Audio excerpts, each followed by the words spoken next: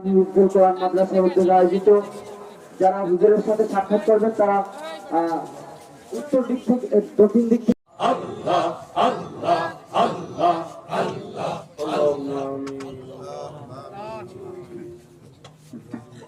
अगर जनब माशूक नवाशुक का शाशे तालिब आशिक बेचारा नारासत बजाए बुजुर्गी की नहीं हमको जरूरत गुलाम अपना बना ले आए खुदाया न अमेरिका न लंदन से उल्फत हमें मस्ते मदीना कर खुदाया बहुत जमरा कोटी गुनाहगार गोलाम গোলামের বাচ্চা গোলাম দাদা গোলাম বাবুজি আমরা তো গোলাম আর তুমি তো মালিক মালিক যদি গোলামদেরকে তারাইয়া দেয় কোথায় যাবো আর তো কোনো মালিক না আর তো কোনো মওলা নাই বাবুজি গোলামদেরকে তুমি মাফ করিয়া দাও আল্লাহ আজকে মাহফিলকে তুমি হেদায়েতের জন্য কবুল করিয়া নাও এখান থেকে একটা মানুষকেও খালি হাতে ফিরাইয়া দিও না প্রত্যেককে তোমার ওলি দপ্তরে নাম লেখাইয়া দাও বিশেষ করে যতদিন জিন্দা রাখো ইসলামের উপরই জিন্দা রাখিও যখন নবুয়তের বিছানায় পেটখানা ভাসাইয়া দেব আজরাইল যখন দরওয়াজায় হাজির ইমানের সাথে মওয়াত দিও রে মালিক তোমার গোলাম হিসাবে কবুল করিয়া লইও সাল্লাল্লাহু তাআলা আলা খায়রি খালকিহি মুহাম্মাদিন ওয়া আলিহি আসহাবিহি ওয়া আজওয়াজিহি ওয়া আতবা'iহি আজমাইন আরহামনা মা'হুম সালামুন আলাল মুরসালিন আলহামদুলিল্লাহি রাব্বিল আলামিন السلام عليكم ورحمة الله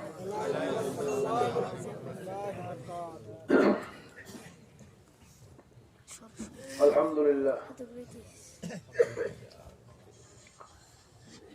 الحمد لله نحمده ونستعينه ونستغفره ونعوذ بالله من شرور أنفسنا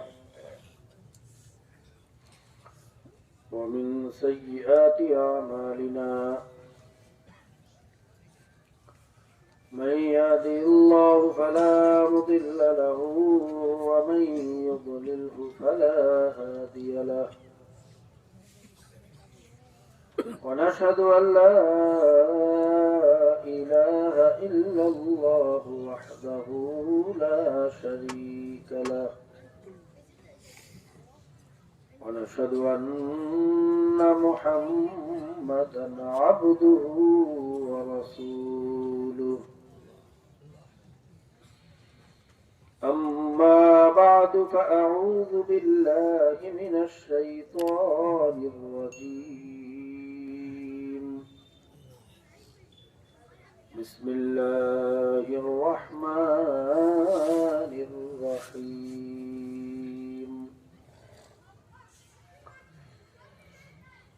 يا أيها الذين آمنوا صلوا عليه وسلموا تسليما اللهم صل على سيدنا ونبينا وشفيعنا وحبيبنا ومولانا محمد صلى الله عليه وعلى آله وأصحابه وبارك وسلم সবাই দুরূদ করেন আল্লাহুম্মা সাল্লি আলা সাইয়্যিদিনা ওয়া নাবিয়িনা ওয়া শাফিঈনা ওয়া হাবিবিনা ওয়া মাওলানা মুহাম্মদ সাল্লাল্লাহু আলাইহি ওয়া আলা আলিহি ওয়া আসহাবিহি ওয়া বারাকা ওয়া সাল্লাম আল্লাহুম্মা সাল্লি আলা সাইয়্যিদিনা ওয়া নাবিয়িনা ওয়া শাফিঈনা ওয়া হাবিবিনা ওয়া মাওলানা মুহাম্মদ صلى الله عليه وعلى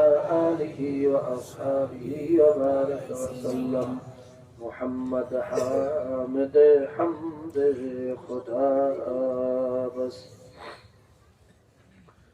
محمد حامد حمد خدا بس خدا مدى محمد مصطفى بس محزوري برامد جان عالم ترحم يا نبي الله ترحم آخر رحمة للعالمين محرومات چراغ في المشين زكك إلى ليس إلى ببرخيز زكك إلى ليس إلى ببرخيز جنرغز خاب چندز خاب ببرخيز بروا سرز برد یمانی گروه تست صبح زندگانی اعوذ بالله من الشیطان الرجیم بسم الله الرحمن الرحیم فريق في الجنة وفريق في السعير وقال الله عز وجل في آية أخرى إن كنتم في ريب مما نزلنا على عبدنا فأتوا بسورة من مثله وادعوا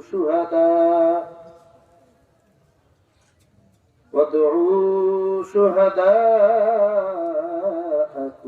من دون الله إن كنتم صادقين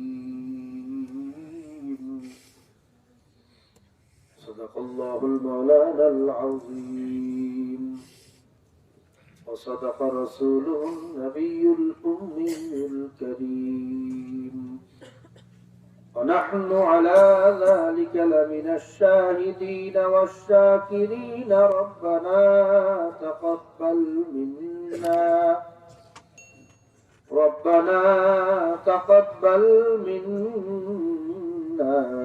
إنك أنت السميع العليم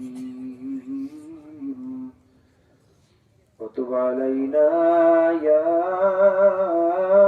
مولانا إنك أنت التواب الرحيم محترم معزز صدر اجلاس সম্মানিত সভাপতি ওয়াজিবুল ইহতিরাম হযরত উলামায়ে কেরাম মুরব্বিয়ানে আযম বেগুনা তলবে ইলম কোরআনের হাফেজ পর্দার আড়ালে দূর দূরান্ত অবস্থানরত আল্লাহ পাকের বান্দিরা আমার মা ও বোনেরা জনাবে মুহাম্মদুর রাসূলুল্লাহ সাল্লাল্লাহু আলাইহি ওয়াসাল্লামের উম্মতগণ আল্লাহ পাকের দরবারে লাখো কোটি শুকরিয়া যে মহান আল্লাহ পাক রব্বুল আলামিন এই প্রচন্ড ঠান্ডাকে উপেক্ষা করে একমাত্র আল্লাহ পাকের রাজি খুশির উদ্দেশ্যে না আর কোনো উদ্দেশ্য আছে না আমরা এখানে কেউ খাওয়ার জন্য আসছি না টাকার জন্য আসছি না একমাত্র আল্লাহ পাকের রাজি খুশির উদ্দেশ্যে আসছি কথা ঠিক কোথায় বসছি মজলিসটা কিসের মজলিস ধরে কোন না কোনো চায়ের দোকানের মজলিস যেই মজলিসকে আল্লাহর রাসূল বেহেশতের বাগানের সাথে তুলনা করছেন। আল্লাহর রাসূল সাল্লাল্লাহু আলাইহি ওয়াসাল্লাম বলেন, যখন আল্লাহ পাকের বান্দা বান্দীরা মাওলার জিকিরের উদ্দেশ্যে একত্রিত হয়, হাফাতহুমুল মালায়েকা, ফেরেশতারা তাদেরকে ঘেরাও করিয়ে ফেলে। ওয়াগাশিয়াতহুমুর রাহমা ওয়া নাযালাত আলাইহিমুস সাকিনা, আল্লাহ পাক রব্বুল আলামিন সাকিনা বর্ষণ করতে থাকেন, রহমত বর্ষণ করতে থাকেন। অন্য রাওয়াতে আসছে একদল রহমতের ফেরেশতা শুধু দোয়া করতে থাকে, বাবুরে যখন এই ঠান্ডার মধ্যে নিয়েই আসছো খালি এতে ফিরে যাও না, যাকে তোমার ভালো লাগে তার উসিলা তুমি সবাইকে মাফ করে দাও। আল্লাহ পাক রব্বুল আলামিন যখন খুশি হইয়া ফেরেশতাদেরকে বলেন, ফেরেশতারা তোরা সাক্ষী থাক, আমি মাফ করে দেব। তখন আরেক দল ফেরেশতা আবার বলে, আল্লাহ সবাইরই মাফ করে দিলা, এখানে তো সবাই জিকির উদ্দেশ্যে আসে নাই, কেউ আসছে তামাশা দেখতে, কেউ আসছে ব্যবসা করতে, কেউ আসছে মাইক লাগাইতে, কেউ আসছে লাইট লাগাইতে, কেউ আসছে ভগবান আসতে, কেউ আসছে ভুল ধরতে, বিভিন্ন উদ্দেশ্যে মানুষ আসে না, তুমি সবাইকে মাফ করে দেবো। তখন আল্লাহ পাক রব্বুল আলামিন বলেন, ফেরেশতারা তোরা আবারও সাক্ষী থাক, ওই মজলিসের ভিতরে আমার এক দোস্ত আছে। কি আছে? পর্দার আমার আড়ালে আমার এক প্রিয় বান্দি আছে। আমার এই প্রিয় বান্দার সাথে অন্যান্য বান্দারা, প্রিয় বান্দির সাথে অন্যান্য বান্দিরা একত্রিত হইয়া এক মজলিসে বসার কারণে তার উসিলে আমি সবাই মাফ করে দিই। বিষয়টা কেমন করে এরকম, বাদশার মেয়ের বিবাহ, মেহমানদেরকে দাওয়াত দিয়েছে, যাদেরকে দাওয়াত দিয়েছে তারাও আসছে, যাদেরকে দাওয়াত দেয় নাই এরকম কিছু মানুষও আসছে, আসে না? তাদের মধ্যে এমন মানুষও আছে যারা সুযোগ পাইলে বাদশার বিরোধিতা করে, তার বিরুদ্ধে গীবত শিকায়ত করে, বাদশার বিরুদ্ধে গালিগালাজ করে। কিন্তু ঘটনাক্রমে এই মানুষগুলো মেহমানদের সাথে দস্তরখানে বসে গেছে। আচ্ছা বলেন তো, বাদশা তো দূরের কথা, আপনাদের আমাদের মধ্যে যে সমস্ত সম্মানিত সম্ভ্রান্ত মানুষ আছে, এরকম মানুষও আমরা কেউ পারবো ওই মেহমানদের সামনে ওদেরকে হাত ধরে উঠিয়ে দিতে? কেউ পারে? কথা বল, উঠাইয়া তো দেয়ই না, বরং সেই মেহমানদের জন্য যে খানার ব্যবস্থা, ওই দুশ্মনদের জন্য বিভিন্ন ব্যবস্থা। মেহমানদেরকে মুরগির রান দেয় আর দুশ্মনদেরকে আলু করতে দেয়, একই খানা। এবার এটা চিন্তা করে বলেন তো, দুনিয়ার একজন সামান্য মানুষ, সামান্য বাদশা, দুনিয়ার বাদশা তো বাদশাই না, দুনিয়ার বাদশাদের অবস্থা তো সকালবেলার ধনীদের তো ফকির সন্ধ্যাবেলা, ঠিক না? 2 দিন আগে এত দাপট, এত ক্ষমতা, 2 দিন পরে পলানের কোন জায়গা হয় না। বাংলাদেশে এরকম নমুনা হয় না? কয়েকদিন আগেও তো মাওলা দেখাইছে, টাকলার ঘটনা শোনেন না আপনারা? এত ক্ষমতার দাপট, দাড়ি কামাইয়ে দেবে, জামা খুলতে বলাইবে, হ্যাঁ, সংবিধান থেকে বিসমিল্লাহ উঠাইয়ে দেবে, রাষ্ট্রধর্ম ইসলাম রাখবে না। দেখেন না তামসা? মাওলার মায়ের আলমের ভাই, মাওলার মাই মুখস্থ করেন, মাওলার মায়ের যাকে কল্পনাও করতে পারবে না, দুনিয়ার মধ্যে যাকে চিন্তাও করতে পারবে না, মাওলার মায়ের হইবে সেই রকম। কেউ চিন্তা করছে যে 2 দিনের ব্যবধানে সারা দুনিয়ার দরজা তার জন্য বন্ধ হয়ে যাবে? হ্যাঁ, দেশে ফিরে আসছে, তাও কোথায় পালাইছে, কিভাবে ঢুকছে, কোন গর্তে দিয়ে ঢুকছে কেউ জানেও না। তো দুনিয়ার বাদশা তো বাদশাই না, দেখতে না দেখতেই শেষ। আর আমার মাওলা হইল বাদশার বাদশা। দুনিয়া সামান্য একজন বাদশা যদি তার মেহমানদের কারণে দুশ্মনকে খানা দিতে পারে, আমার মাওলা কি তার চেয়ে ছোট হয়ে গেল? আমার মাওলা কেন তার প্রিয় বান্দাদের কারণে আমাদেরকে মাফ করতে পারবেন না? পারবে না? পারবে না? এই জন্য আল্লাহ পাক বলছেন কুনু মা সাদিকিন, তোমরা সাদিকিন বান্দাদের সঙ্গে হয়ে যাও।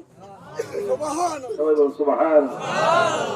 চোরের সঙ্গে থাকলে চোর হয়, ডাকাইতের সঙ্গে থাকলে, গাঁজাখোরের সঙ্গে থাকলে ঠিক তদ্রুপ আল্লাহ ওয়ালাদের সোহবতে থাকবে, দেখবেন একটা গাঁজাখোর আল্লাহর ওলিতে পরিণত হয়ে যাবে। এই জন্য সোহবতের বড় দাম। আল্লাহ পাক রব্বুল আলামিন আমাদেরকে আল্লাহ ওয়ালাদের সোহবতে থাকার তৌফিক দান করুন। আমিন। তো ভাই, এরকম একটা মজলিসে যে আমরা আসতে পারলাম, যেই মজলিসের জন্য ফেরেশতারা দোয়া করে, যেই মজলিসে আল্লাহ পাক রব্বুল আলামিন সাকিনা বর্ষণ করেন, রহমত বর্ষণ করেন, যেই মজলিসের ভিতরে এমন মানুষও আছে যাদের চেহারার দিকে তাকাইলেও সগীরে গুনাহ জড়িয়ে যায়, যাদের পায়ের নিচে ফেরেশতারা নূরের পর বিছায়, এমন সাদা দাড়িওয়ালা আছে যাদের কান্নায় আমার মাওলায় লজ্জা পায়। এরকম একটা মজলিস পাওয়ার পরে আমরা সবাই খুশিই দেখা যায়। তবে খুশি তো আলহামদুলিল্লাহ। যদি খুশি হইয়েই থাকি তাহলে আল্লাহ পাকের দরবারে একটু শুকরিয়া আদায় করা লাগে না? শুধু জবান দিয়ে না, অন্তর থেকে মহাব্বতের সাথে সবাই শুকরিয়া দেন একবার জোরে সোরে বলি আলহামদুলিল্লাহ। তো ভাইরা, ফজিলত তো অনেক শুনলেন। আল্লাহ ওয়ালাদের সোহবতের বড় দাম। হাদিসের ভিতরে আসছে কিয়ামতের ময়দানে এমন কিছু জাহান্নামী যাদের গুনার কারণে জাহান্নামের হুকুম হয়ে গেছে, হাতে পায়ে জাহান্নামের শিকল লাগাইয়া যখন কিয়ামতের ময়দানে জাহান্নামের দিকে নিয়ে যাওয়া শুরু করবে, পথের ভিতরে এমন কিছু আল্লাহর ওলিদের সাথে দেখা হবে, এমন কিছু বেহেশতীদের সাথে দেখা হবে যাদের সাথে দুনিয়াতে বসে পরিচয় ছিল। তখন তারা ডাক দিয়ে বলবে, ভাই আব্দুর রহমান, আমি আব্দুর রহিম, আমার চেনো না? ওই যে একসাথে বসে চা খাইছিলাম, ওই যে ঠান্ডার মধ্যে একসাথে মাহফিল শুনছিলাম, ওই মাহফিলের বাঁশ গাছছিলাম, মসজিদের ইট টানছিলাম, মানুষের রাস্তা বানিয়েছিলাম, আমার কথা মনে নেই? ভাই, তুমি তো জান্নাতের মেহমান হয়ে গেছো, আর দেখো আমার হাতে পায়ে জাহান্নামের শিকল। তুমি তো আল্লাহর কাছে দোয়া করো, আল্লাহ যেন আমাকে মাফ করিয়ে দেয়। তুমি তো আমার জন্য সুপারিশ করো। সবাই বলেন সুবহানাল্লাহ।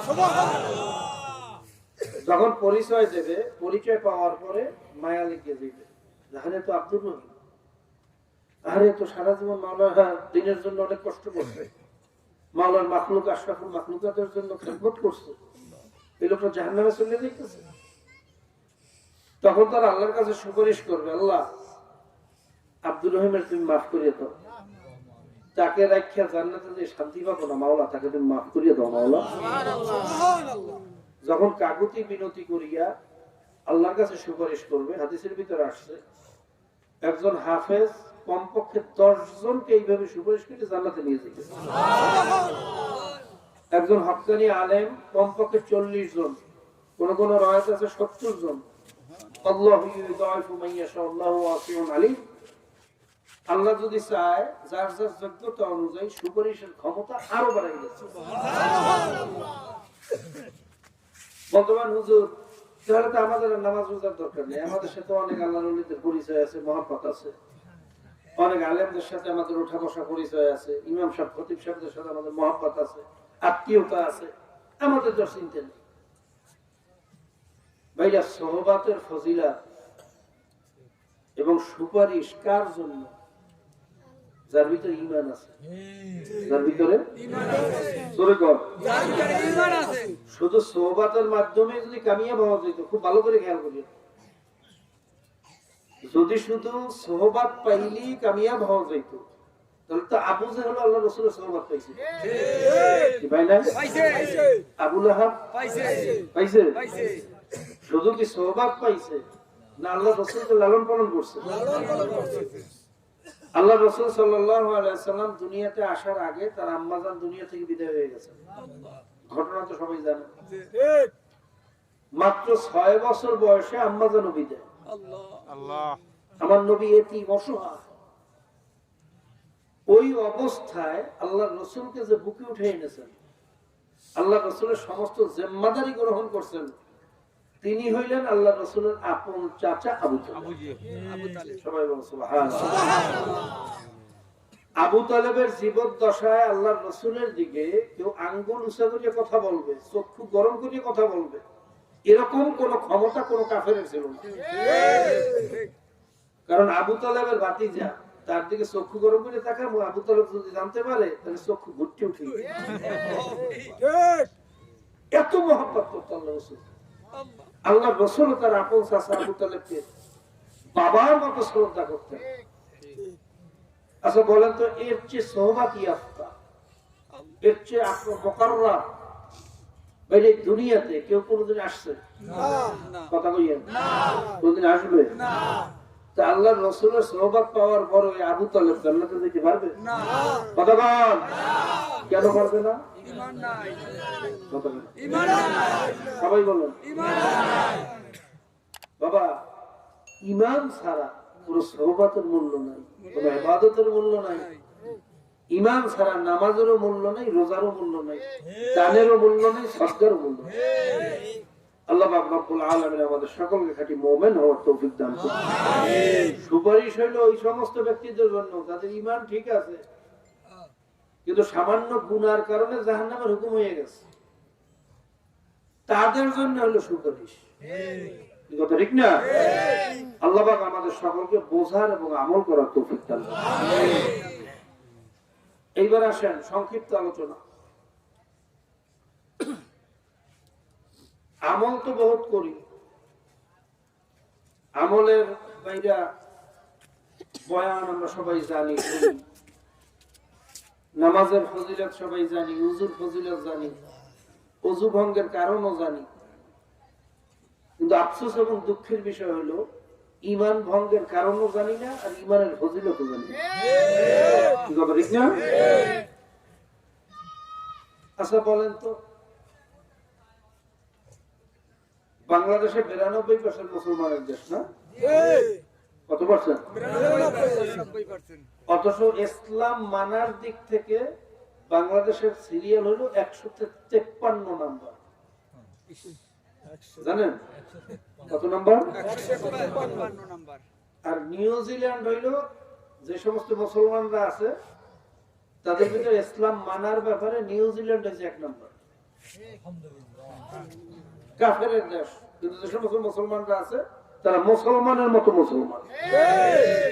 মসজিদেও যাইবে, হারামও খাইবে, মসজিদেও যাইবে, চুরিও করবে, মসজিদেও যাইবে, পরে আইল ঠেলে খাইবে, এরকম মুসলমান নিউজিল্যান্ডে নেই।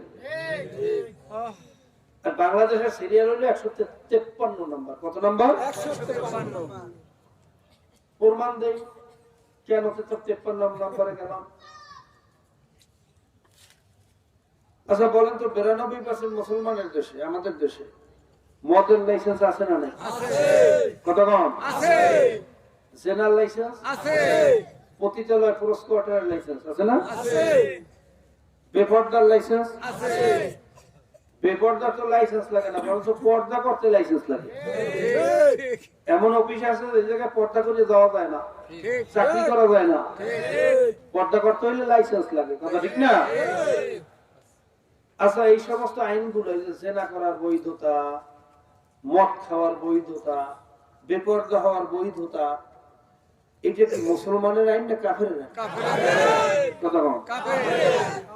কুফরি আইন বা আদর্শ বাস্তবায়নের জন্য যদি কেউ চেষ্টা করে, তার ইমানের অবস্থাটা কি?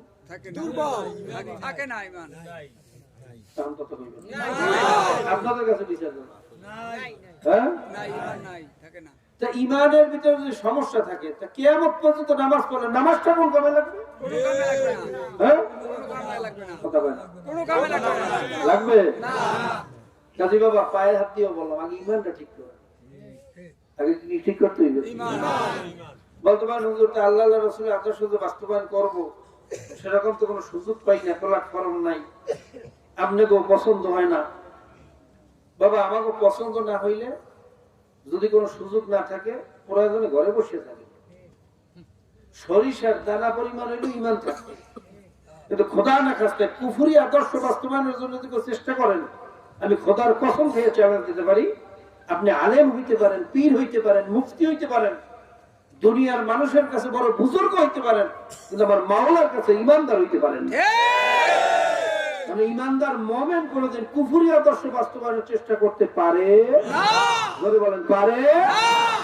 যদি আল্লাহ এবং আল্লাহর রাসূলের আদর্শ বাস্তবায়ন করার সুযোগ না পান, ঘরে বসিয়া দোয়া করেন, আল্লাহর কাছে রোনাজারি করেন, দুই ফোঁটা চোখের পানি ঢালান, চেষ্টা করেন, ফিকির করেন, সরিষার দানা পরিমাণ হইলে আপনার ভিতর ঈমান থাকবে।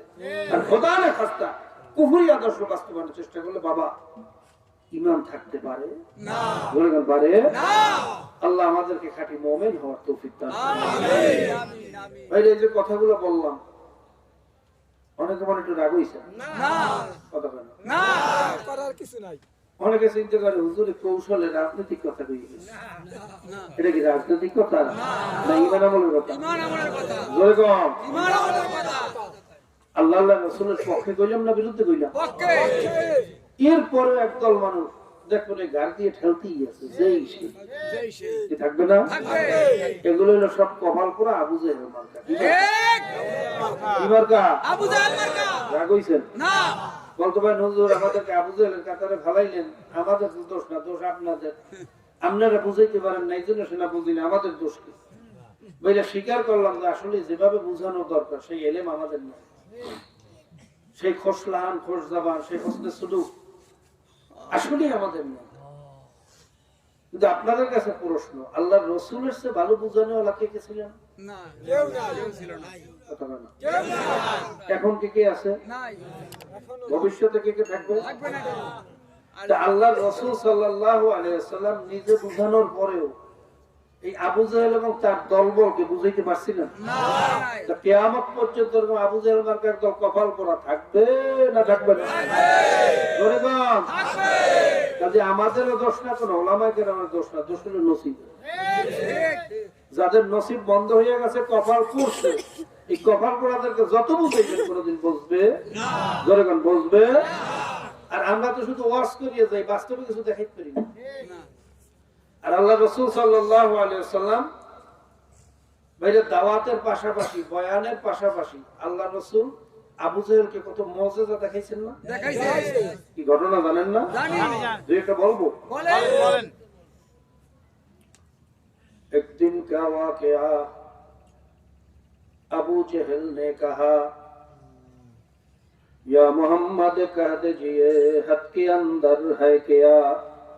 बोलते ही कंकरी कलेमा तय्यब बोल उठी, ला इलाहा इल्लल्लाहु मुहम्मदुर রাসূলুল্লাহ।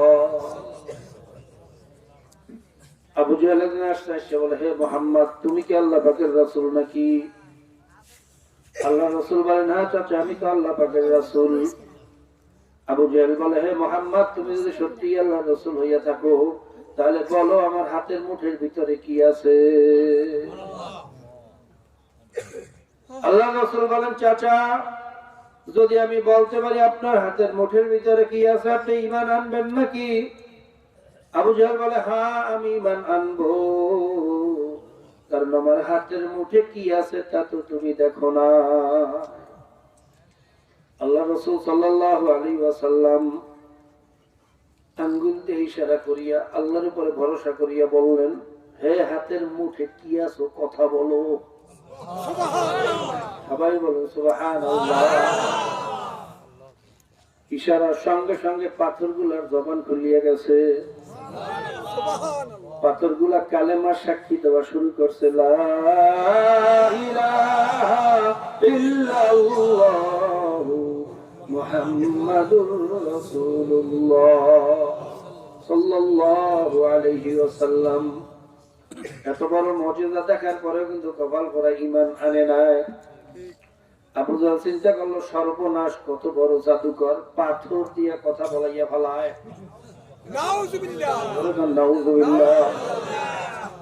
এই চিন্তা করে আরেকদিন আসলে একটা খেজুর নিয়া ভিতরের বিচি ফেলাইয়া শুধু ছোকলা নিয়ে আসছে।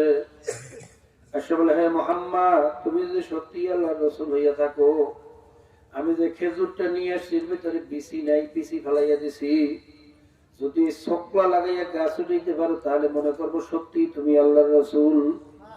আল্লাহ রাসূল বলেন, চাচা ছোকলা লাগাইয়া যদি গাছ উঠাইতে পারি আপনি ঈমান আনবেন নাকি? আবু জাহল বলে, হ্যাঁ আমি ঈমান আনবো, কারণ ছোকলা দিয়ে কোনোদিন গাছ হইতে পারে না। আল্লাহ রাসূল যখন বিসমিল্লাহ বলে ছোকলা লাগাইয়া দিলেন, আমার মাওলার কুদরতে ছোকলার থেকে গাছ হইতে পারে না? পারে না। মাত্র কয়েকদিনের ব্যবধানে ছোকলা থেকে গাছ হইয়া গেছে। শুধু গাছ হইয়া আল্লাহর হাবিবের মুজিজা শেষ হয় নাই, ওই গাছ থেকে আবার বেদানা বিচিবিহীন খেজুর হইয়া গেছে। মক্কা মদিনা এখনো সেই বেদানা খেজুর হয় না? হয় না? জনগণ হয় না? হয় না? অনেক হাদিস সাহেবরা নিয়ে আসে, অনেকেই দেখছেন, অনেকেই খাইছেন। বেদানা খেজুর বড় বরকতি খেজুর। অনেকে ভক্তি করি অনেক জটিল ও কঠিন রোগের নিয়াতে খাইলে আল্লাহ পাক রব্বুল আলামিন কঠিন থেকে কঠিন রোগ পর্যন্ত মাফ করিয়া দেয়। এত বড় মুজিজা দেখার পরও কপাল করে ঈমান আনে নাই। আবু জাহেল চিন্তা করলো, হয়তো খেজুরের ছোকলার ভিতরে গাছ হওয়ার ক্ষমতা থাকতে পারে।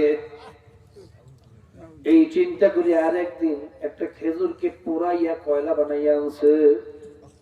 আসে বলে, হে মুহাম্মদ, তুমি যদি সত্যি আল্লাহর রাসূল হইয়া থাকো, পারলে কয়লা লাগাইয়া গাছ উঠাইয়া দেখা। আল্লাহর রাসূল বলছে, আচ্ছা এবার ঈমান আনবেন নাকি? বলে, হ্যাঁ এবার ঈমান আনবো, কারণ নিজের হাতে পোড়াইছি, আর গোশতের কোনো অস্তিত্ব নাই, বিচির কোনো অস্তিত্ব নাই, একেবারে একটা কয়লা। আর কয়লা দিয়া কোনো জাদুবিদ্যা দিয়া গাছ উঠানো সম্ভব না। আল্লাহ রাসূল সাল্লাল্লাহু আলাইহি ওয়াসাল্লাম বিসমিল্লাহ বলে কয়লাটা লাগাই দিলেন। আমার মাওলায় যদি চায় কয়লার থেকে গাছ হইতে পারে না? পারে না? পারে না? পারে না? ইন্না খলাকনাল ইনসানা মিন নুতফাতিন আমশাতিন নাবতালি ফাজআলনাহু সামিআম বাসীরা। আমার মাওলা যদি নাপাক পানির মাধ্যমে, যেই নাপাক পানির ভিতরে কোথায় হাত, কোথায় পাও, কোথায় হাড্ডি, কোথায় গোশত, কোথায় চেহারা, কোথায় নাক, কোথায় দাঁত, ভাইরা যার কোন অস্তিত্ব তালাশ করিয়া পাওয়া যায় না। কথা ঠিক না বেটি? এরকম বেজাল্লা নাপাক পানি আমার মায়ের উদরের ফ্যাক্টরির ভিতরে ফেলাইয়া 10 মাস 10 দিন ঘুরাইয়া ফিরাইয়া যদি এত সুন্দর চেহারার মানুষ মাওলা বানাইতে পারে, আমার মাওলা কয়লা থেকে গাছ উঠাইতে পারে না? পারে না? পারে না? পারে না? ভাইরা আমার মাওলা যে কি পারে না, আল্লাহ তোমাকে চেনার তৌফিক দিয়া দাও। ওইটা সিডরের পরে গেছিলাম পাথর ঘাটা, তেরান দেওয়ার জন্য, অসহায় মানুষের পাশে দাঁড়ানোর জন্য। প্রায় 1.5 মাস যাবত প্রায় 200 কর্মীরা আমরা মানুষের সহযোগিতা করছিলাম। ঘুরতে ঘুরতে যখন কাকসিরা বাজারে গেলাম, ভাইরা একজন লোক তোয়াল্লা একটা বাচ্চা, নবজাতক একটা শিশু নিয়ে আসছে। ভাইরা 2-3 দিন আগে জন্ম হয়েছে। আসলে বলে, হুজুর এই বাচ্চাটার একটু দোয়া করিয়া দেন, এই বাচ্চাটা মাওলার বড় কুদরতি বাচ্চা। জিজ্ঞেস করলাম ঘটনা কি? বলে, হুজুর সিডরের দিন রাত্রে আল্লাহ এই বাচ্চাটা জন্ম হয়েছে। বেরির বাহির পাশে তাদের বাড়ি ছিল। বেরির বাহিরে যত বাড়ি ঘর ছিল তার কোন বাইরে অস্তিত্ব তালাশ করে পাওয়া যায় না। কোথায় উড়াইয়া নিয়ে গেছে একটা খুঁটিও তালাশ করে পাওয়া যায় না। বলে, হুজুর ওই রাত্রে এই বাচ্চাটা হইছে, ওর মা কোথায়, ওর বাবা কোথায়, তাদের লাশ আজ পর্যন্ত পাওয়া যায় না। কিন্তু মাওলার কি কুদরত, এই নবজাতক শিশুটা মাওলা গাছের ডালের সাথে বাজাইয়া কেমনে যাতা রাখছে। ওই আমার বানানো কথাটা কোথার কসম খেয়ে বলিয়া গেল। কাকসিরা বাজারে গিয়া ওইরা ওই জায়গায় বড় একটা ফার্মেসি আছে, খুব সম্ভব ফার্মেসির মালিক নুর ইসলাম সাহেব। ওনার সামনে বসে বাচ্চাটা আমাদের কাছে নিয়ে আসছে। আল্লাহ ওই বাড়ির 6 জন মানুষের লাশ কোথায় গেছে এখন পর্যন্ত পায় না। আর এই নবজাতক শিশু আল্লাহ জন্ম হওয়ার পরে ঠিক মতো আর পরিচর্যা করতে না পারলে তো এমনিতেই মারা যায়। কথা ঠিক না বেটি? গরিবান ঠিক না বেটি? এতই একদিনের বাচ্চাটারে গাছের ডালের সাথে বাজাইয়া এই জীবিত রাখছে, এই অলৌকিক ঘটনা ঘটাইছে কে? কে? এই সিডারের দাপড়ের তাল গাছ পর্যন্ত ছিড়িয়ে গেছে, সেই দাপড়ের শিশুটারের ডালের সাথে কে বাজাইয়া রাখছে? এটা নিদ্রা সকিনার দিকে যাওয়ার সময় দেখি রাস্তাও নাই, ঘাটও নাই, সব ভাসাইয়া নিয়ে গেছে। বাড়ি ঘরের কোন অস্তিত্ব নাই, এমনকি তাল গাছ পর্যন্ত ছিড়িয়া ফেলাইছে। তার মধ্যে দেখি একটা ছোট্ট টিনের ভাঙ্গা চূড়া ঘর। জিজ্ঞেস করলাম ঘটনা কি, এই ঘরটা কিভাবে এই জায়গায় টিকিয়ে রইল? আশেপাশের বড় বড় বাড়ি ঘরের কোন নমুনা পাওয়া যায় না। তখন বলে হুজুর এটা একটা আশ্চর্য ঘটনা। বললাম কি? বলে হুজুর এই ঘরটা হইলো রুস্তুম পাগলার ঘর, সবাই তাকে রুস্তুম পাগলা বললে ডাকে। সিডরের দিন রাত্রে যখন সুমসুম করে বাতাস ছাড়ছে, বাতাস এমন ভাবে শুরু হইছে মানুষের বাড়ি ঘরে টিন পাড়াইরা পাতার মতো উড়াইয়া নিয়ে যাইতে আছে। রুস্তুম পাগলার ঘর উড়াইয়া নেবে নেবে অবস্থা। বেড়া একবার ফাঁক হয়, একবার বাইরে কাইট হয়, একবার চিত হয়। কিন্তু এই পাগলায় কি করছে, লাঠি একটা লইয়া যেই দিক থেকে বাতাস আসতেছে ওই দিক থেকেই লাঠি ধরছে। আর বিবি ভিতর থেকে বলে স্বামী আপনার কি মাথা খারাপ হয়ে গেছে নাকি? আপনি বাতাস যে দিক থেকে আসতেছে ওই দিকেই বা লাঠি ধরলে কি লাভ হইবে, উল্টা দিকে লাঠি ধরেন।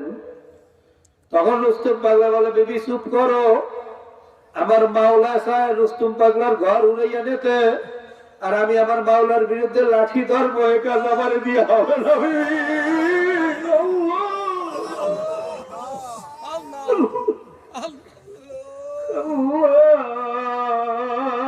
তোমাকে সেনা তৌফিক দিয়া তোমাদের নাসিবে একটা মানুষের বিদায় দিও না। এইটা কি আশ্চর্য ঘটনা, আশেপাশে সব বাড়িঘর উড়িয়ে নিয়ে গেছে, রুস্তুম পাগলার ঘরের কিছু হয় না।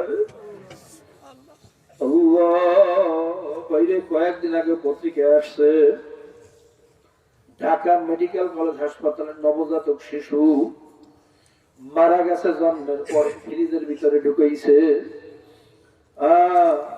2 দিন পরে লাশ দিয়েছে।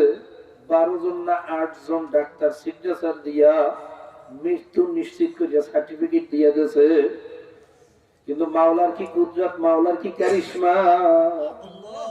ওই ছেলেটারে গোসল করাইয়া কাফনের কাফন পরাইয়া জানাজার নামাজ পড়াইয়া যখন কবরের কাছে নিয়ে গেছে, হঠাৎ দেখে কাফনের মধ্যে লড়িয়ে উঠছে, কান্দে উঠছে। এ খেলা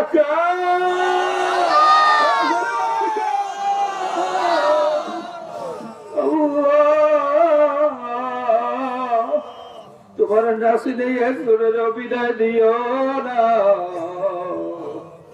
তোমার আশেক না বানাইয়া বিদায় দিও না। যাদের কপাল করছে, কপাল করাদেরকে যত বুঝাইবেন কোনোদিন বুঝবে না। আবু জেহেলের এত মুজিজা দেখানোর পরেও কিন্তু কপাল করায় বোঝে না। আল্লাহ আসমানের চন্দ্র পর্যন্ত 2 টুকরা করিয়া দেখাইছে, তারপরও ঈমান আনে নাই।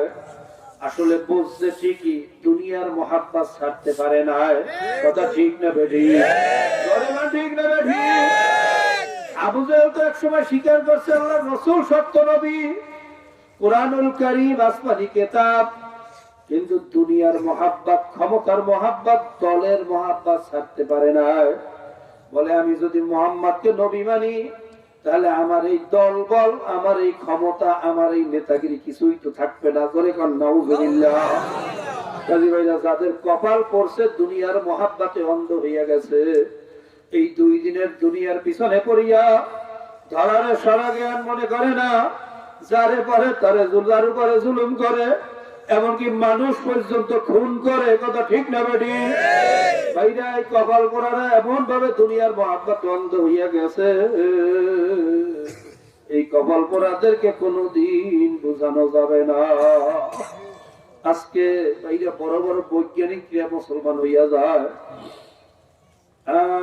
ইউসুফ ইউহেনার মতো বিখ্যাত ক্রিকেটার মালিকের পরিচয় ভাইয়া মুসলমান হইয়া গেছে। কথা ঠিক না বেঠি ভাইরা? মাইকেল কলেজ নীল আর্মস্ট্রং দুইজন আমেরিকার বৈজ্ঞানিক, নাসার বৈজ্ঞানিক, কালেমা পড়িয়া মুসলমান হইয়া গেছে। ডক্টর লুইস ভাইরা একজন বৈজ্ঞানিক, পদার্থ বিজ্ঞানী, কালেমা পড়িয়া মুসলমান হইয়া গেছে। ডক্টর লুইস বলতেছে আল্লাহ যে একজন আছে তাতে কোনো সন্দেহ নাই। তার বন্ধুরা জিজ্ঞাসা করে, দোস্ত তোমার কাছে কি যুক্তি আছে, কি প্রমাণ আছে?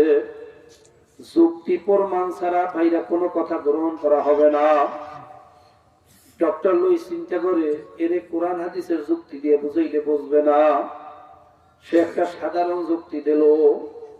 বলে, দোস্ত আমরা যে বাড়ির ছাদের ট্যাঙ্কির উপরে পানি উঠাই, কত হর্স পাওয়ারের মোটর লাগাইতে হয়, কত বিদ্যুৎ, কত পাওয়ার ফাংশন, কত এলটিপিএফআই, কত সার্কিট ব্রেকার, এসিবি, ভিসিবি, কত কিছু লাগে। কথা ঠিক না বেঠি?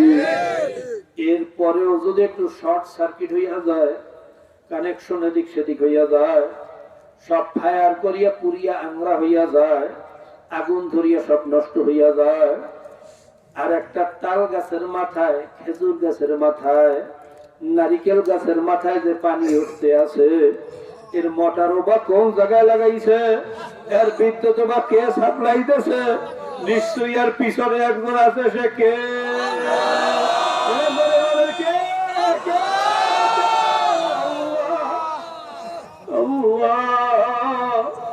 ডক্টর সাহেব আরো বলতেছে, দোস্ত একই ফ্যাক্টরির থেকে তো একই ধরনের প্রোডাকশন হওয়ার কথা, একই ফরমার থেকে, একই ডাইস থেকে একই ধরনের প্রোডাকশন হবে, এইটাই স্বাভাবিক। কিন্তু আমরা একই মায়ের পেট থেকে 10টা 12টা ভাই বোন হইলাম, একই ফ্যাক্টরি, একই ফরমা, একই মেটেরিয়ালস, একই সবকিছু, কিন্তু একজনের চেহারা আর একজনের সাথে কেন মেলে না? একজনের মেধা আর একজনের সাথে কেন মেলে না? শুধু তাই না, দুনিয়ার ভিতরে এত কোটি কোটি মানুষ, 650 700 কোটি মানুষ, যত মানুষ আছে, যত মানুষ আসছে, যত মানুষ আসবে, এর একজনের চেহারার সাথে আরেকজনের চেহারা পূর্ণ কোনো মিল নাই। এতটুকু ছোট্ট জায়গার ভিতরে এরকম নিখুঁত কারিগরি কে করলো? নিশ্চয়ই আর পিছনে একজন আছে। সে কে? আলো বলে বলেন কে? আল্লাহ। আজকে বড় বড় বৈজ্ঞানিকরা কাফেররা মাওলার পরিচয় পাইয়া মুসলমান হইয়া যায়। আল্লাহ ভাইরা, টনি বেলার শালী লরেন বুথ, ব্রিটেনের প্রধানমন্ত্রী সাবেক টনি বেলারের শালী লরেন বুথ আফগানিস্তানে যাইয়া মুজাহিদের হাতে ধরা পড়ছে। জার্নালের কাছে গেছিল, ধরা পড়ার পরে সে চিন্তা করে এখন মনে হয় আমার অবস্থা খারাপ। আমার মতো এরকম জুয়ান সুন্দরী মেয়ে পাওয়ার পরে আমাদের সৈন্যরা কি ব্যবহার করে আমি জানি, আমার সাথেও তো সেরকম ব্যবহার হবে, তার ব্যতিক্রম হবে না। ভয়ে অস্থির হইয়া গেছে, চেহারা লাল হইয়া গেছে। কিন্তু কি আশ্চর্য ঘটনা, মুজাহিদরা তাকে বাইরে জিজ্ঞাসাবাদের সাথে, সে কোনো গোয়েন্দা কিনা, কোনো এজেন্ট নিয়ে বাইরে মিশন নিয়ে আসছে কিনা, এইটা জানার জন্য তাকে জিজ্ঞাসা করার জন্য ক্যাম্পে নিয়ে গেছে। কিন্তু মাওলার কি কুদরত, তার কাছে যত প্রশ্ন করছে সব মাটির দিকে চাইয়া চেহারা দিকে তাকাইছে। জিজ্ঞাসাবাদ শেষ, তাকে সম্মানের সাথে, ইজ্জতের সাথে, বাইরে আরামের সাথে দেশে ফেরত যাওয়ার ব্যবস্থা করিয়া দিয়েছে। সবাই বলুন সুবহানাল্লাহ। এই আচরণ দেখার পরে লরেন বুথ পাগল হয়ে গেছে। ঘটনাটা কি? আমার মতো এরকম টকবগে যুবতী, এরকম সুন্দরী লক্ষের ভিতরে একজন হয় না। আমার মতো সুন্দরী পাওয়ার পরে আমার সাথে খারাপ ব্যবহার তো দূরের কথা, আমার চেহারার দিকেও একবার তাকায় না, আমার চোখের দিকেও একবার চোখ পড়ে না। কোন আদর্শে, কোন শিক্ষায় তাদেরকে এই চরিত্রবান করলো, আমি সেই আদর্শ সম্পর্কে না জানিয়া আমার শান্তি নাই। আমার সেই আদর্শ সম্পর্কে, শিক্ষা সম্পর্কে জানা লাগবে। ভাইরা জানতে পারলো মুসলমানদের মূল কিতাব হলো কোরআনুল কারীম। সবাই বলুন সুবহানাল্লাহ। তাড়াতাড়ি বাজার থেকে একটা ইংরেজি অনুবাদ কোরআনুল কারীম কিনে নিয়ে আসছে। কোরআনুল কারীম আনিয়া কোরআনুল কারীম নিয়ে গবেষণা শুরু করছে। শিক্ষিত জ্ঞানী মহিলা ভাইয়া গভীর ভাবে গবেষণা শুরু করছে। গবেষণা করতে গিয়ে আশ্চর্য হইয়া যায়, ঘটনা কি এটা কেমন কেতাব, এর সাথে তো দুনিয়ার কোনো কেতাবের মিল নাই। এই কেতাব তো বিজ্ঞানে ভরা, সেই জমানায় তো কোনো বিজ্ঞান ছিল না। এই কেতাবে মহাকাশ সম্পর্কে যে আলোচনা আসছে তার ভিতরেও বিজ্ঞানের সাথে কোনো ত্রুটি ধরা পড়ে না। এই কেতাব ছন্দে ভরা, আদর্শে ভরা, শিক্ষায় ভরা। এই কেতাব বালাগাতে ভরা, ফাসাহাতে ভরা। এই কেতাব সাহিত্যে ভরা। এই কেতাব নবী মুহাম্মাদের দ্বারা লেখা সম্ভব না। নিশ্চয়ই আসমানি কেতাব, তাতে কোনো সন্দেহ নাই। সবাই বলুন সুবহানাল্লাহ। এরা গবেষণা করতে গিয়া কালেমা পড়িয়া মুসলমান হয়ে গেছে। নরেন্দ্রদের মতো মানুষ, বাবা ক্ষমতার অভাব নাই, টাকা পয়সার তো অভাবই নাই, সৌন্দর্যতার অভাব নাই, প্রভাব প্রতিপত্তির কোনো অভাব নাই। যেই ব্রিটেনের ব্রিটিশ আইনে সারা দুনিয়া নিয়ন্ত্রণ হয়, সারা দুনিয়ার পার্লামেন্টে বাইরে আদালতে ব্রিটিশ আইন চলে, সেই দেশের প্রধানমন্ত্রীর শালী, তার কত ক্ষমতা, কত প্রভাব, কত কিছু ভাইরা। কালেমার মহাব্বত ভিতরে ঢুকিয়ে গেছে। ক্ষমতা থাকবে কি থাকবে না সেই চিন্তা করে নাই। কথা ঠিক না বেঠি? ঠিক না বেঠি? সম্পদ থাকবে কিনা সেই চিন্তা করে নাই। জীবন থাকবে না তবে সেই চিন্তা করে নাই। আল্লাহর কবর পড়া মুসলমানের গোষ্ঠী, মুসলমানের ঘরে জন্ম হইয়া বিনা চেষ্টায় মাওলার পরিচয় পাইয়া, কালেমার দাওয়াত পাইয়া ইহুদি খ্রিস্টানের পিছনে ঘরে আর তাদের দালালি করে, ইহুদি কাফের মুশরিকের আদর্শ বাস্তবায়নের চেষ্টা করে। এ কপাল পড়া দুনিয়া তোর কপাল পড়ছে, আখিরাতেও কপাল পড়বে। তোর শান্তি দুনিয়া নাই, আখিরাতেও নাই। কথা ঠিক না বেটি? আমার মাওলারে চেনো, মাওলার পরিচয় নিয়া খাঁটি মুসলমান হইয়া ইমান আমল দুরুস্ত করিয়া তারপর কবরের দিকে চলো।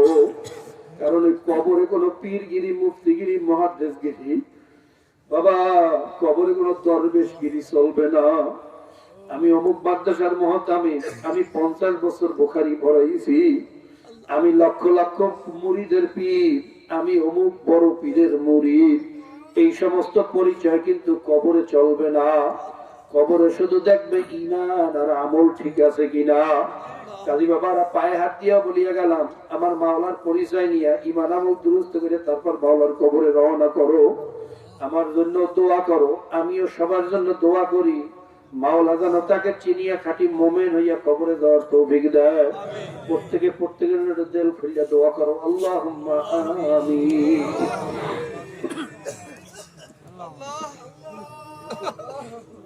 আল্লাহ আল্লাহ একটু মজারের দিকে চাইয়ে দেখো। ঠান্ডায় হাত পাও বাঁকা হইয়া যায়, কোনো মানুষ এই মুহূর্তে ঘর থেকে বাহির হয় না। অতীব জরুরি কাজ থেকে ঘর থেকে বাহির হয় না। তোমার বান্দার ঠান্ডা জমিনে কেন বসিয়ে রয়েছে একটু দেখো।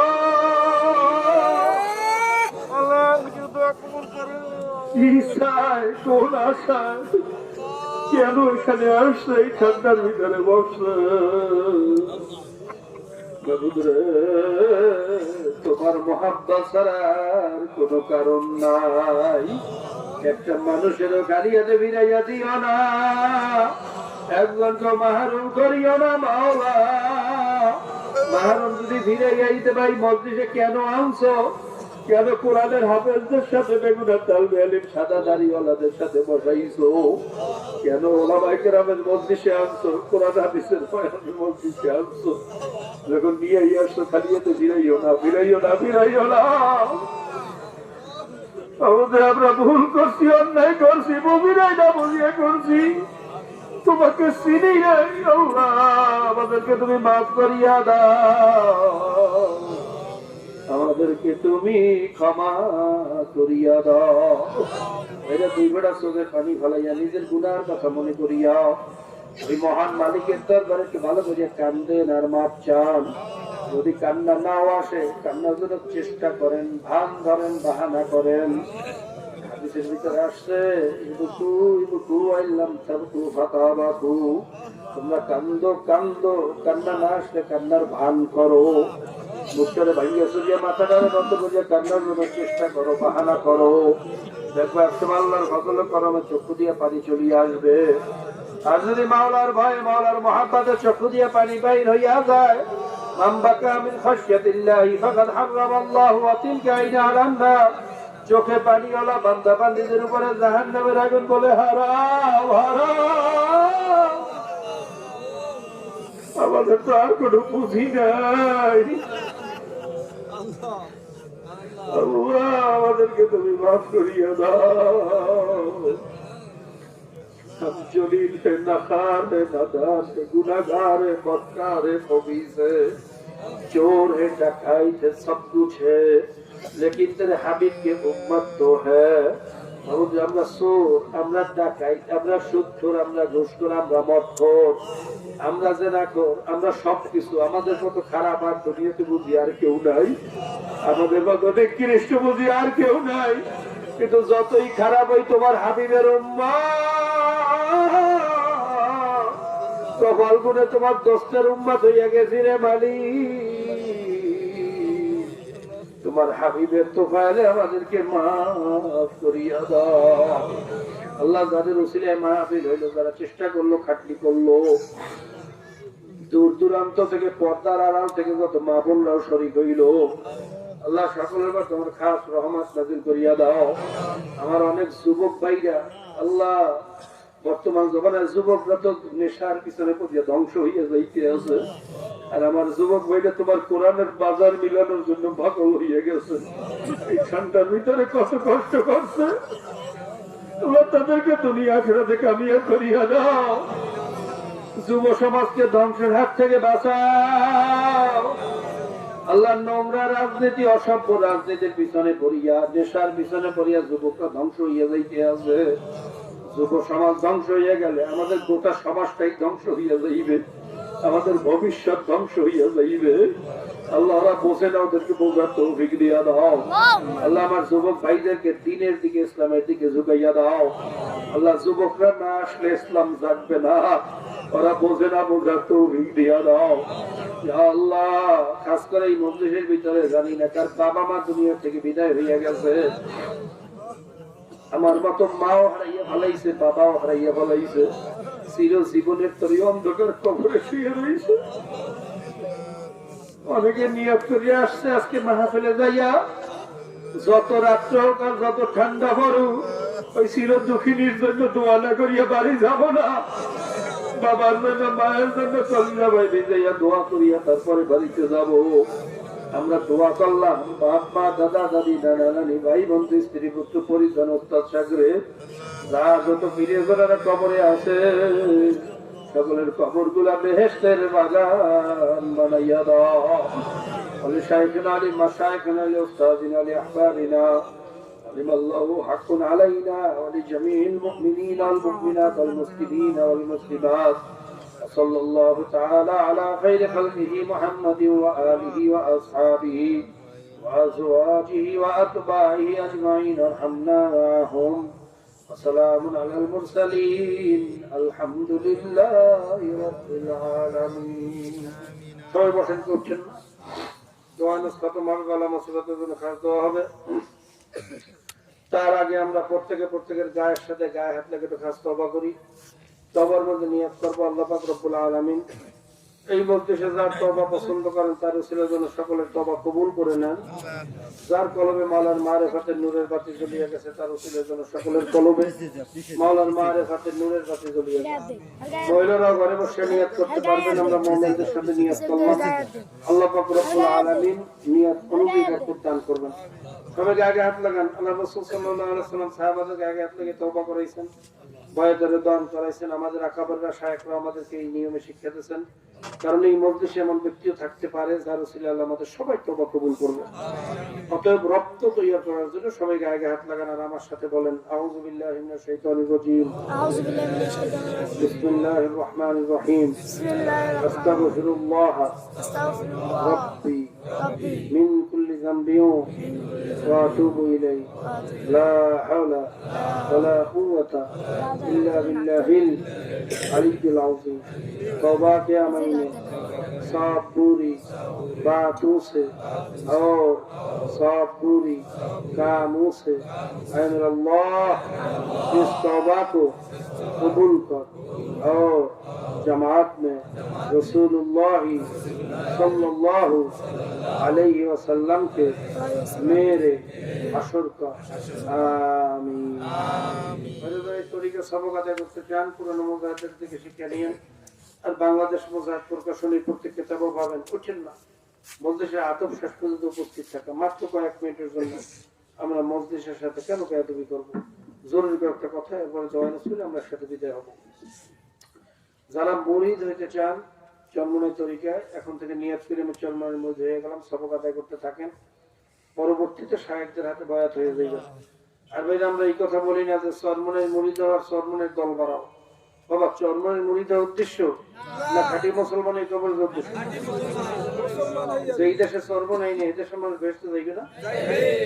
চরমনের উদ্দেশ্য না, উদ্দেশ্য হলো খাঁটি মুসলমান হওয়া. যাকে ভালো লাগে, যাকে পছন্দ হয় এরকম এক আল্লাহর ওলির পরামর্শ নিয়ে তার অনুকরণ করিয়া ইমান আমল দুরস্ত করে তারপর মালার কবরে যাইতে হইবে. তবে সাবধান, বর্তমান জমানায় এই পীর মুরিদির নামে বা ইসলামী নেতৃত্বের নামে একদল ভণ্ড বাইরেছে মুসলমানের ইমান ধ্বংস করার জন্য. আছে না নাই? এর মধ্যে এক নম্বর হইলে আহলে হাদিস নামে আহলে খবিসেরা মুসলমানদের ভিতরে এমন ঝগড়া লাগাইতেছে যে মসজিদে মসজিদে মারামারি শুরু হয়েছে. আমরা সবাই আগে এক এবং নেক ছিলাম, এক এবং অভিন্ন ছিলাম, তারা এসে আমাদের ভিতরে পার্টিশন সৃষ্টি করছে. কি কথা ঠিক কিনা? উল্টা পাল্টা ফতোয়া দিয়ে ইমাম লাগবে কা? আল্লাহ রাসূল কোন ইমামের নেতৃত্বে ছিলেন? ভাইরে ইমাম লাগবে কা? তোমারে লাগবে কা? তুমি কেডা?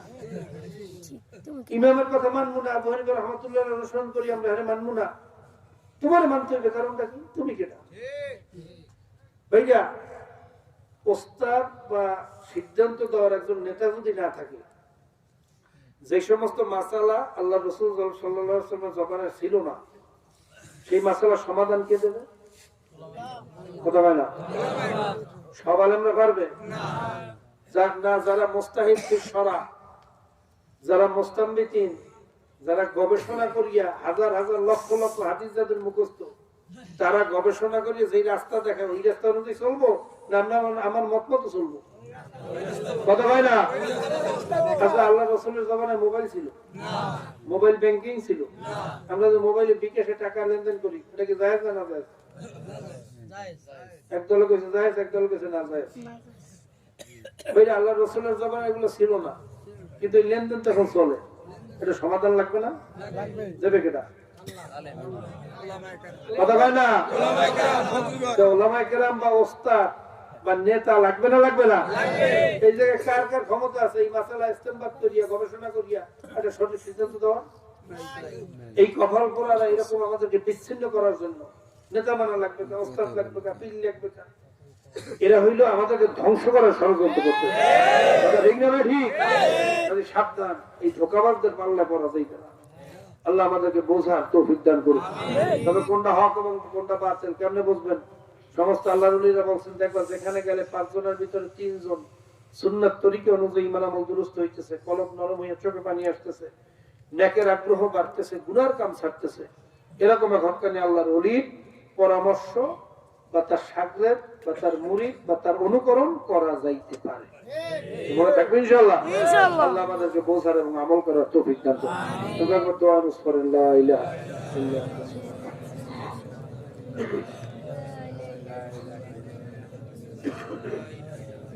অনেক অনেক অসুবিধা আছে, অসুস্থ আছে, অনেকেই দোয়া চাইছে. আমি একটু অসুস্থ, দোয়া আছে, আমার বাসায় অসুস্থ, দোয়া চাইছে, আমার ছোট ছেলেটা অসুস্থ. সবাই প্রত্যেকের দোয়া করি. আল্লাহুম্মা আমিন. আল্লাহ আমরা কয়েক মর্তবায় দোয়া করছি, সকল বালা মুসিবত থেকে হেফাজত করছি, হিংসকের হিংসার থেকে, জাদুকরের জাদুর থেকে, জিন ইনসানের সর্বত্র থেকে, আল্লাহ আসমানি বলা আসমান উঠে নাও, জমিনি বলা জমিনে দাঁড়াইয়ে দাও, হালাল রিজিকে বরকত দাও, হারাম থেকে বাঁচার তৌফিক দাও। আল্লাহ বিশেষ করে আমরা অসুস্থ আছি, প্যারান্টিনে ভুগতেছি, আমাদেরকে সুস্থ রাখিয়া বেশি বেশি তোমার ইবাদত করার তৌফিক দিও। সাল্লাল্লাহু তাআলা আলা খাইরি খালকি মুহাম্মাদ ওয়া আলিহি ওয়া সাহবিহি আজমাইন বিরহমাতিকা ইয়া আরহামার রাহিমিন। আসসালামু আলাইকুম ওয়া রাহমাতুল্লাহ।